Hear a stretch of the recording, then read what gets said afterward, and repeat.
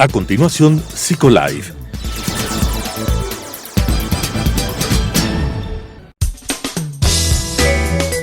Clasificación A. Apto para todo público.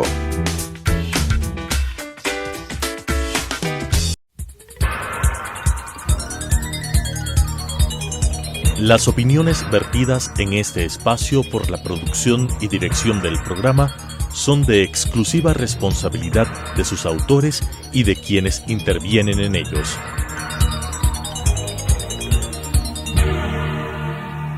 Telesucesos Canal 29 UHF presenta Psicolife, un programa creado para hablar de psicología desde una vertiente científica pero amena con la conducción de la doctora Elizabeth Montenegro. Psicolife. Todos hemos experimentado el amor.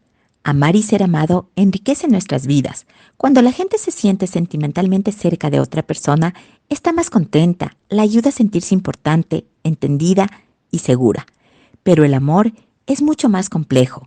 Este sentimiento puede ser maravilloso, de plenitud y paz, pero también puede estar signado por el sufrimiento, el dolor, la tristeza y la melancolía, producto de nuestras vivencias guardadas también en el cerebro, desde nuestra infancia y con el bagaje acumulado de experiencias sobre el amor romántico.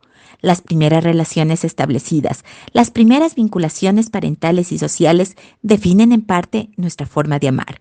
Descubrirlas puede colaborar desde lo cognitivo a resolver problemas vinculados a las relaciones. El amor es mucho más que quitarse la ropa. Eso puede ser fácil comparado con el esfuerzo y el proceso que implica dejar al desnudo el alma, sentirse vulnerable a los sentimientos de amor más simples y cotidianos. En esta serie de programas de Psicolife vamos a abordar temas con estas aristas diferentes relacionadas con el amor.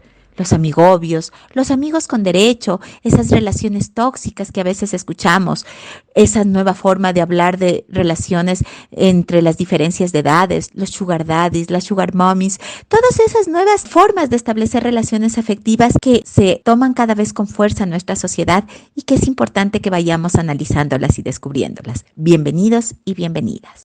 Usualmente cuando nos enamoramos queremos pasar más tiempo con la persona objeto de nuestro amor, queremos compartir más situaciones con ella, pero ¿en qué momento esa necesidad de pasar más tiempo juntos se convierte en una dependencia? Esa es otra de las formas de interactuar que no siempre son saludables en una relación de pareja. La semana pasada ya habíamos hablado de unas formas diferentes de establecer estas relaciones ahora en el siglo XXI. Y en este día, en Psicolife, vamos a hablar justamente de estas relaciones de dependencia afectiva.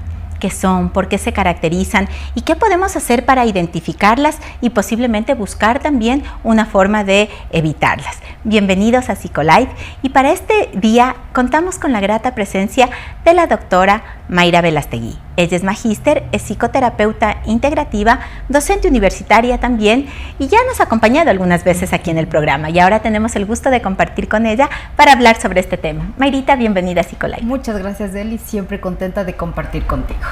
Y bueno, de este tema que parecería que ahora lo escuchamos cada vez con más recurrencia. ¿Qué es lo que ocurre? ¿Por qué se están dando este tipo de relaciones? Yo creo que hablando ya del tema de la dependencia como tal, partamos de un hecho, ¿no? Hay personas que pueden ser más dependientes que otras. A lo mejor su propia estructura de personalidad hace que nosotros nos vinculemos con exceso hacia una persona o hacia un objeto. En este caso, hablando de la dependencia afectiva en el tema de relación de parejas, podemos decir que se va generando esta mayor dependencia producto de la falta de ruptura de vínculos en edades tempranas con sus figuras parentales en este caso. Es como que se va notando cada vez más una repetición del patrón que se estableció con las figuras parentales, o con papá o con mamá. Esa misma relación se intenta en este momento, ya cuando son adultos, se intenta de alguna forma reproducirla, y es cuando tú ves cómo depende el hombre o la mujer de su pareja.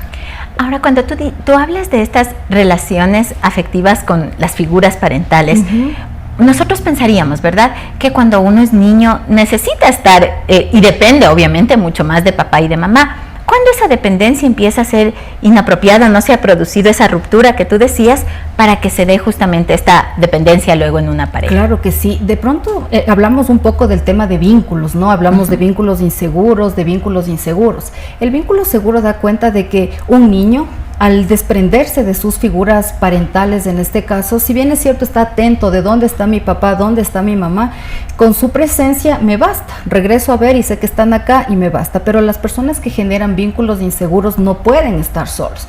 Y generalmente papá o mamá lo que hace es acogerle a ese niño que está sintiéndose inseguro en un contexto. Lamentablemente ese tipo de situaciones, cuando no son obviamente reconocidas fácilmente, se van reproduciendo a lo largo del tiempo. Entonces vemos, por ejemplo, que el niño ya va a entrar a la escuelita y en ese momento él no quiere desprenderse de su papá o su mamá y empieza a generar mucha ansiedad, pero ese patrón a lo largo del tiempo sigue manteniéndose. Le cuesta entonces, como que a esta persona le va costando asumir esa independencia, esa autonomía. Exacto. Y eso se ve reflejado de alguna forma en su autoestima, ¿verdad? Por un lado, tendrían que ser personas de alguna forma que tengan una no muy buena autoestima, que hace justamente que necesiten de otro que le cubre otra vez, que le complemente. Exactamente. Hablamos de esa necesidad, ¿no? Porque ellos crecen con esa inseguridad.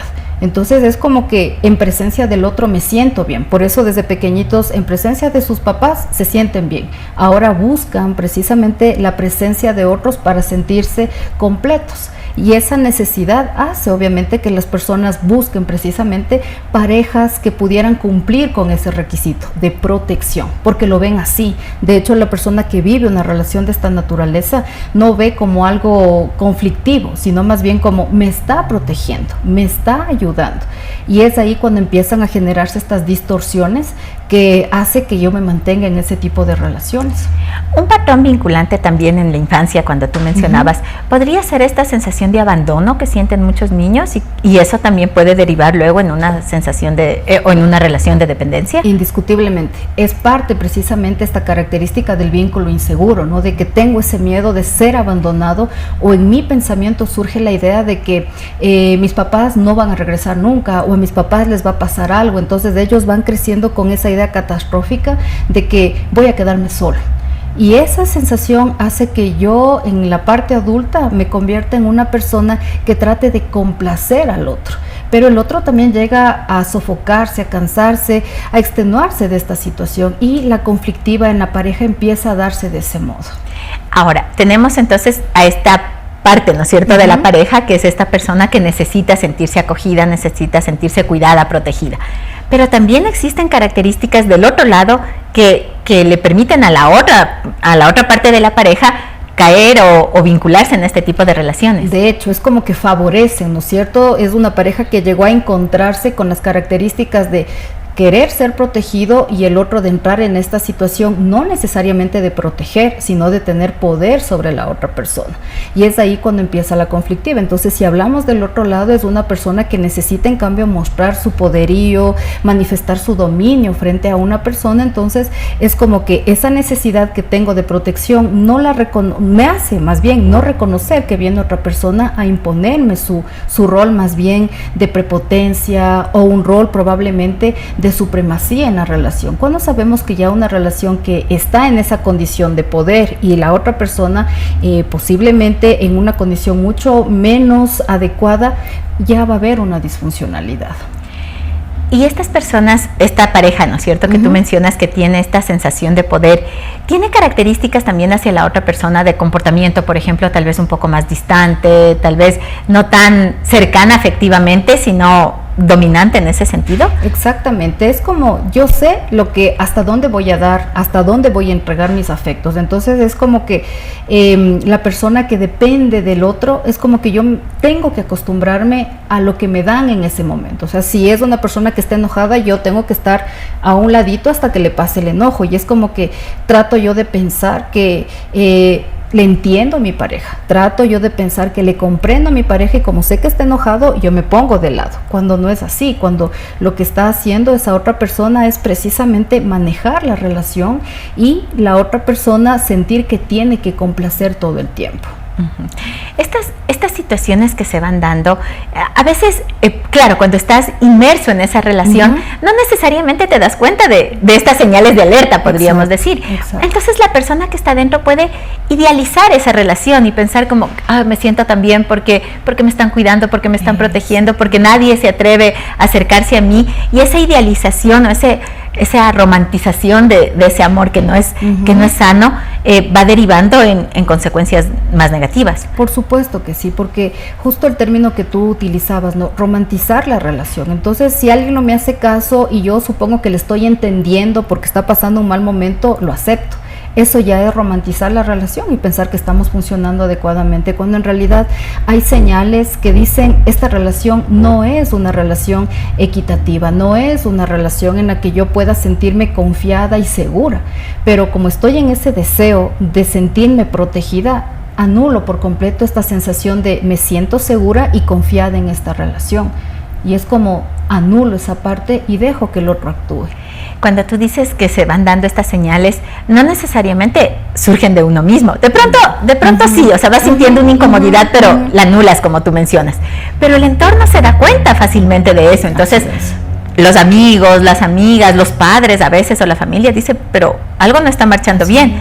Y eso deriva en que se empiezan a aislar también del contacto social. Exactamente, es así. Lamentablemente, el instante en el que los demás empiezan a generar un llamado de atención o observan este tipo de situaciones, yo prefiero alejarme, distanciarme de esta familia o de estos amigos, porque supongo en ese momento que ellos están tratando de interferir en una relación que yo la estoy creyendo saludable, adecuada, cuando en realidad hay un elemento bastante interesante. O sea, no llego yo personalmente a percibir lo que está ocurriendo a mi alrededor, porque yo estoy con esa idea de que estoy siendo protegida, cuando la realidad dice completamente lo contrario. Se alejan entonces de las personas cercanas, empiezan a crear un vínculo más fuerte con esta persona, y eso a la larga, como tú bien mencionabas, hace que la otra persona se sature de eso y la relación termina. Y usualmente son relaciones estas de dependencia que van terminando con relativa recurrencia, ¿no? Así es. Y de pronto hay algo que también es muy importante tomar en cuenta. Si bien es cierto, las relaciones llegan a terminar, pero por decisión del otro, de quien domina en este caso, también hay que tomar en cuenta el nivel de manipulación que surge de esta persona que está dominando en la relación. Porque de pronto, al ver en este caso que yo estoy necesitando esa relación, ¿hacia dónde voy? Hacia la manipulación. Entonces, así como que, ok, quieres estar conmigo, pero bajo estas circunstancias, bajo estas condiciones, y yo me acojo a eso. En ese contexto ya la disfuncionalidad es peor, y cada vez también nosotros hemos visto mucha recurrencia en que hay parejas que permanentemente están regresando, terminando, hasta que llega un proceso de ayuda terapéutica, cuando ya te das cuenta de que no puedo o no debo estar en una situación de esta naturaleza, y entiendes que lo que está ocurriendo es un ciclo que a la final termina siendo violencia.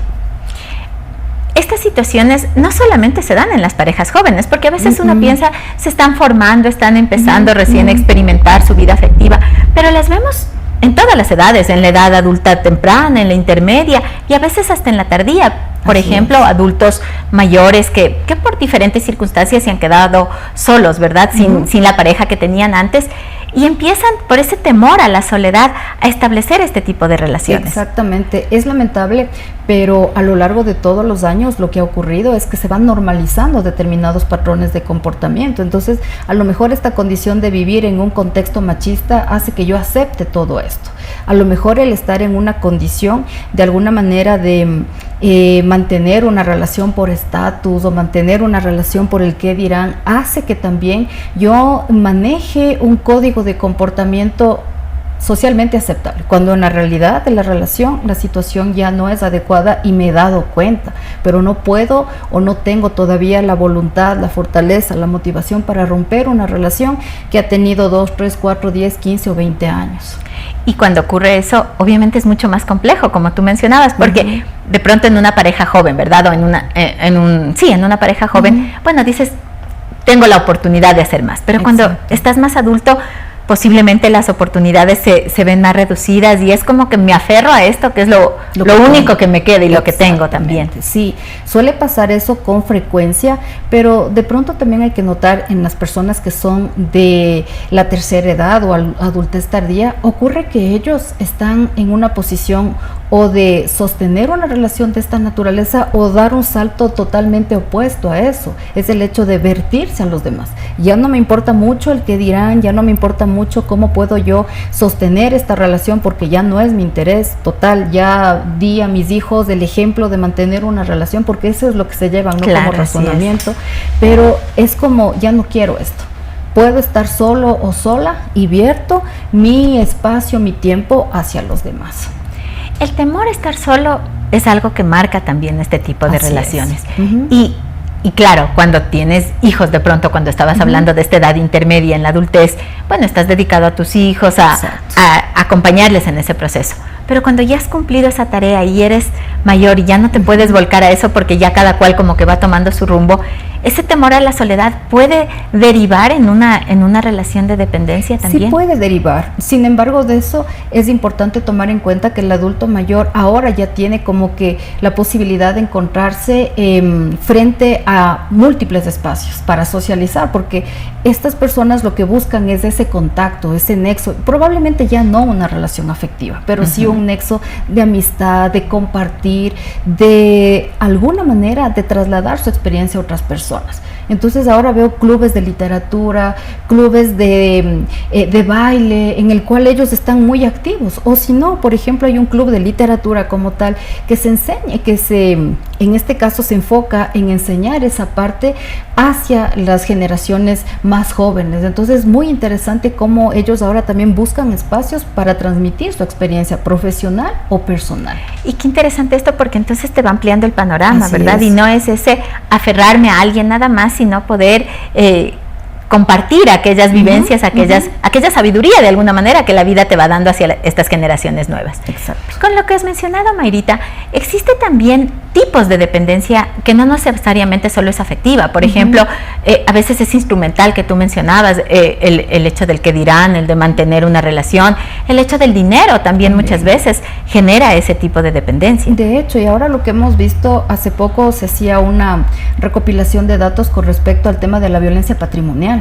Y la violencia patrimonial precisamente está enmarcada en esa situación, ¿no? Que yo necesito o debo mantener una relación porque de alguna forma mi pareja no me dejó trabajar o continuar mis estudios o mi formación a lo largo de nuestros años de matrimonio. Entonces es como que al final ocurre que mi pareja me termina diciendo: a ti no te pertenece nada de esto porque es todo producto de mi trabajo. Y es así como la persona en ese contexto, la mujer, puede sentir obviamente una situación muy maltratante porque todo el tiempo que su esposo trabajó físicamente fue el que de alguna manera se convirtió en proveedor, pero la mujer también cumplió un rol fundamental para que él pueda tener toda la posibilidad de dedicarse la mayor cantidad de tiempo a la parte laboral.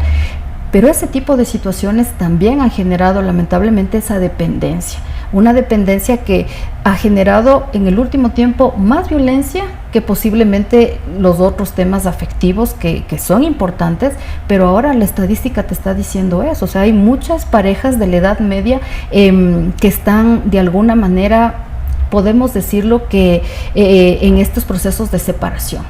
Y en estos procesos de separación, la violencia patrimonial es uno de los elementos más evidentes. Es decir, que estas relaciones de dependencia que se van manteniendo a lo largo del tiempo van a derivar de alguna manera siempre en situaciones de violencia en la pareja, sea violencia física, violencia psicológica, violencia patrimonial como las que tú mencionas, ¿o no necesariamente ocurre eso? No podemos generalizar, ¿no? Pero creemos que lo más probable es que sí se genere alguna respuesta de maltrato, de violencia en este tipo de situaciones, por el mismo hecho de que la persona, al estar en este rol de complacencia, indiscutiblemente tiene que someterse al deseo del otro para mantener la relación. Ese solo hecho ya es vivir en un estado de violencia, ¿no? Mencionabas también hace un momento que cuando la relación no es equitativa, entonces ya no es una relación saludable, sana, ¿verdad? ¿Cómo pueden hacer las personas para tratar de romper ese círculo. Tú nos mencionabas, es algo que viene desde que somos niños, desde que se van formando esos vínculos, esos apegos, y llega un momento en que de pronto o escuchas a alguien, o esa vocecita de adentro que le vas callando de alguna manera te dice ya, hasta aquí un alto. Indiscutiblemente el acompañamiento terapéutico será la guía, pero ¿cómo dar ese primer paso? ¿Cómo atreverse a dar ese primer paso cuando muchas personas viven en este tipo de relaciones y no logran enfrentarlas? Claro, este primer paso es el más complicado, porque supone la ruptura de una condición que yo asumía como seguridad, como calma, como tranquilidad. Ahora, una vez que la persona consigue esta ruptura, lo más importante es que pueda, yo digo, sí estar en un proceso necesariamente de acompañamiento terapéutico. ¿Y por qué razón? Porque tú ves cómo la voluntad que en un momento estuvo presente para tomar la decisión de ruptura, esa voluntad se ve debilitada por el halago o posiblemente por la búsqueda de la otra persona, y claro, todavía no están suficientemente fortalecidos como para decir no y romper ese círculo. Y el proceso de ayuda terapéutica definitivamente marca esa diferencia. Entonces, no es que el terapeuta te dice esto hay que hacer, sino tú mismo vas entendiendo y comprendiendo cómo esta situación o este círculo en el que has vivido ha generado malestar, ha generado una relación que lamentablemente no representa algo saludable para tu vida. Y es interesante en estos procesos terapéuticos cuando la persona te dice, bueno, yo venía por este problema y de pronto me regresas a mi infancia, ¿no? Entonces yo quería que resuelvas esta situación. Y enfrentarse con el pasado, enfrentarse con situaciones que de pronto ni siquiera sabíamos que estaban ahí presentes, no siempre es tan cómodo para las personas. No siempre es tan cómodo, pero es lo más pertinente. Es justamente lo que marca la diferencia un proceso de ayuda terapéutica versus aquellos encuentros que a veces tienen con profesionales que no son psicólogos clínicos, en los cuales tratan el presente. Y es así como ya, ok, sepárate de tu pareja, no regreses, no contestes mensajes, no hagas esto. Es como una total directividad hacia lo que debes y no debes hacer. Pero eso no es terapéutico, porque lo único que trataste en ese momento es la parte más visible. Pero el instante en el que nos regresamos hacia ese pasado, entiendes por qué a lo largo de tu vida has venido manteniendo un patrón de esa naturaleza. Cuando tú mencionas esto de no contestes mensajes, no llames y demás, yo suelo ver con frecuencia, por ejemplo, en las redes sociales, en las páginas que aparecen en general, mensajes de este tipo, ¿no? Corta de esa manera la relación. Bueno, de pronto lograste cortar esa relación, pero estás como que abonando el terreno para llegar a otra relación con las mismas características. Exactamente, y es porque la persona no generó una resolución de su conflicto, y como tú te darás cuenta, el conflicto no está atado exclusivamente a lo que pasa en el presente, sino a todas las vivencias que nosotros venimos arrastrando a lo largo del tiempo. Es como una condición muy propia de tu estructura de personalidad, o sea, tratar de darnos cuenta en qué momento surgieron algunas situaciones de tu infancia que pueden estar incidiendo en el presente. Yo siempre digo algo, el pasado influye, no determina, indudablemente, pero sí debemos reconocer que hay condiciones del pasado que están generando estos aspectos del presente y que a veces no logramos comprenderlos. Por eso la necesidad en el proceso de ayuda terapéutica de regresar a esos eventos del pasado para tratar de entenderme, qué me pasó en aquel momento, qué me ocurrió, para ahora sí decir, entonces entendiendo todo esto, puedo enfrentar el presente. Y mencionaste una palabra que creo que es fundamental. Dijiste el proceso terapéutico. Es decir, no es un día, no es una semana, no es un mes muchas veces. A veces puede tomar un poco más de tiempo hasta que la persona logre comprender realmente y procesar todo ese proceso. Exactamente. Estamos hablando aproximadamente de 3 o 4 meses en los que indiscutiblemente con una sesión a la semana vamos elaborando, resignificando experiencias, porque a lo mejor toda la vida pensé que estaba bien, o lo que viví cuando niño nunca me afectó. Entonces es hacer un resignificado de todo lo que tenía yo en mente, y eso hace que definitivamente me tome mi tiempo, porque ese es un proceso terapéutico. Lo otro que te ofrecen en 2, 3 encuentros, ya suponemos que todo va a estar resuelto, y no. Y a veces es en ese contexto en el que nosotros recibimos a pacientes que han tenido ese tipo de experiencias, pero han generado mayor dolor, mayor frustración. Y porque también en esos procesos que son así como flash, porque indiscutiblemente estamos en una sociedad en que todo quiere rápido, ¿no? Todo tiene que ser como la velocidad de aplastar la tecla de la compu. Pero cuando haces esos procesos así, posiblemente el no entender o el no procesar bien todos esos aspectos de la infancia, tú decías, se abren más los dolores y la situación puede ser mucho más perjudicial para la persona. Indiscutiblemente. Lo que va pasando es que con estos procesos flash solamente pones un parche. Y el proceso de ayuda terapéutica no es poner parches, el proceso es dar apertura a todo lo que estás viviendo y sintiendo y sobre todo entendiendo el por qué me está pasando todo esto. Mayrita, qué interesante todo esto que hemos ido abordando en este día, el poder comprender cómo tú lo has hecho, nos has ido llevando de la mano paulatinamente a comprender por qué se dan este tipo de relaciones, qué características tenemos que identificarlas y cómo podemos también llegar en un momento a manejarlas. Creo que ha sido una herramienta valiosísima para todos nuestros amigos televidentes, identificar las relaciones de dependencia. No siempre es romantizar ese amor, sino más bien podemos estar cayendo en relaciones, como nos decía Mayrita, que no sean equitativas y que en un momento determinado puedan afectarnos definitivamente en nuestras vivencias, en nuestra personalidad y en nuestras relaciones interpersonales. Gracias, Mayrita, por habernos acompañado. A ustedes, amigos televidentes, agradecerles también por acompañarnos semana a semana en Psicolife, invitarles a que nos miren a través de la señal de Telesucesos los días viernes a las 10:30 de la mañana y también el reprise los días domingos a las 9 de la mañana. Y que nos sigan en nuestras redes sociales, en Facebook y en Instagram como Psicolife BC, y compartir con este programa con personas que estoy segura que ustedes lo pueden compartirlo a través de Telesucesos, YouTube, Psicolife. Hasta la próxima semana. Las opiniones vertidas en este espacio por la producción y dirección del programa son de exclusiva responsabilidad de sus autores y de quienes intervienen en ellos.